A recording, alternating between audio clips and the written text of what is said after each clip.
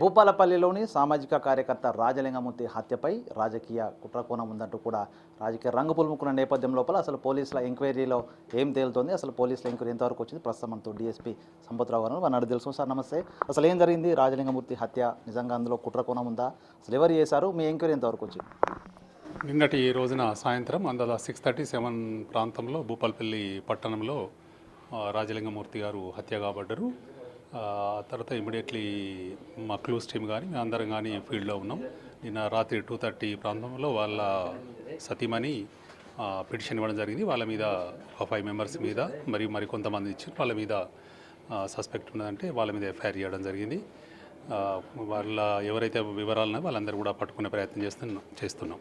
అంటే తను కొంతమంది మాజీ ప్రజాప్రతినిధుల కేసులు వేయడం కానీ కొన్ని భూతగాథల విషయంలో కూడా ఉన్నాడనే విషయం చర్చ జరుగుతుంది. సో ఈ నేపథ్యం లోపల అసలు మీరు ఏ కోణంలో ఎంక్వైరీ చేస్తున్నారు? నిజంగా తన భార్య 2 వర్షన్ కూడా చెప్తోంది కదా, నిజంగా వాటిని పరిగణలోకి తీసుకుంటున్నారా దానికి సంబంధించి?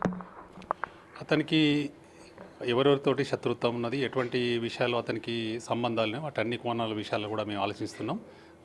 అవన్నీ కూడా కూలంకషంగా విచారణ కొనసాగుతుంది.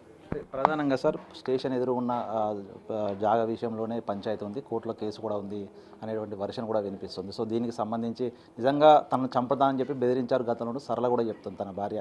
మీ దృష్టికి ఆ విషయం వచ్చిందా? రాజలింగం తీసుకొచ్చాడా? అసలు ఈ విషయం లోపల ఎవరైనా అదుపులోకి తీసుకున్నారా ఇప్పటివరకు? పోలీస్ స్టేషన్ ఎదురుగున్న విషయంలో అతనికి మరికొంతమంది మధ్యన డిస్ప్యూట్ ఉంది. కాకపోతే వాళ్ళు మా దృష్టికి తీసుకెళ్ళి ఒక సివిల్ కేసు కూడా ఇక్కడ లోకల్ కోర్టులో జరుగుతున్నట్టు మా దృష్టికి వచ్చింది.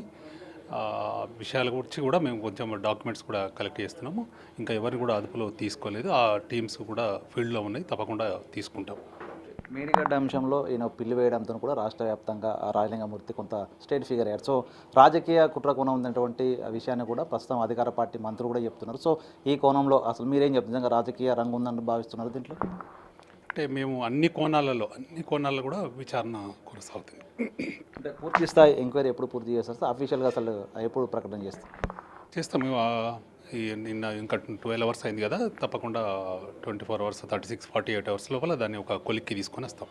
Okay, thank you sir. ఇది మొత్తంగా రాజలింగమూర్తి హత్యపై భూపాలపల్లి డిఎస్పీ సంపత్రావు పూర్తిగా అన్ని కోణాల్లో విచారణ చేస్తున్నాము. దానిలో ఎవరు హత్య చేశారు ఏంటనేది కూడా పూర్తి స్థాయి డేటా సేకరించిన తర్వాతే నిందితులను కూడా ప్రవేశపెడతామంటూ చెప్తున్నాం. దీనిపై ఇక అసలు తన వ్యక్తిగత పగలు కావచ్చు, తనకు సంబంధించి వివిధ కారణాలే కావచ్చు, మొత్తంగా అన్ని కూలంకషంగా దర్యాప్తు చేసిన తర్వాత వివరాలు తెలుస్తాయంటూ కూడా డిఎస్పీ చెప్తున్న పరిస్థితి కనిపిస్తుంది. వీడిని సంతోషిస్తూ వేణి బిగ్ టీవీ భూపాలపల్లి.